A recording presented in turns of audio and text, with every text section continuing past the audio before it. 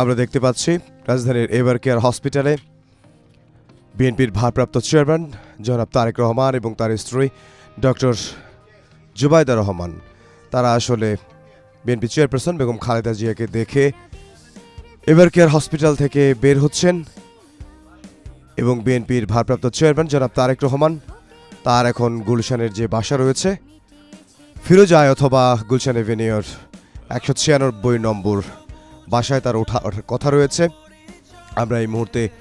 দেখতে পাচ্ছি বিএনপির ভারপ্রাপ্ত চেয়ারম্যান জনাব তারেক রহমান তিনি এবং তার পাশে তার স্ত্রী তারা আসলে এভার কেয়ার হসপিটাল থেকে বের হচ্ছেন এবং এভার কেয়ার হসপিটাল থেকে বের হয়ে গুলশান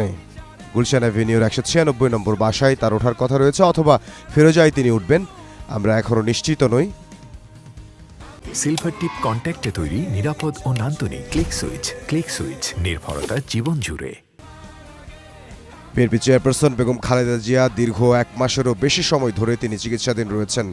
রাজধানীর এভার কেয়ার হসপিটালে এবং আমরা এভার কেয়ার হসপিটালের সামনে সেখানেও দেখতে পাচ্ছি নেতাকর্মীদের ভিড় এবং তিনি যেই বাসে করে এসেছেন হযরত শাহজালাল আন্তর্জাতিক বিমানবন্দর থেকে সেই বাসে উঠছেন তার স্ত্রী ডক্টর জুবাইদা রহমান এবং তার ছোট ভাইয়ের স্ত্রী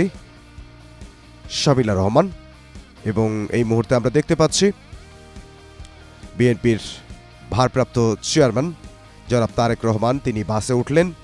এবং তারপরে তার মেয়ে ব্যারিস্টার জায়মা রহমান তিনিও বাসে উঠলেন, যেই বাসে করে তিনি আসলে হযরত শাহজালাল আন্তর্জাতিক বিমানবন্দর থেকে তাকে যে সংবর্ধনা দেওয়া হয় তার এই ঐতিহাসিক স্বদেশ প্রত্যাবর্তন উপলক্ষে সেই অস্থায়ী যে মঞ্চ করা হয়েছিল সেই মঞ্চে তিনি নেতাকর্মীদের উদ্দেশ্যে সাধারণ মানুষের উদ্দেশ্যে তিনি ভাষণ দিয়েছিলেন। সেই ভাষণ দেওয়ার পর তিনি বিএনপি চেয়ারপারসন বেগম খালেদা জিয়াকে দেখতে রাজধানীর এভার কেয়ার হসপিটালে তিনি আসলেন এবং তিনি তার মাকে দেখলেন।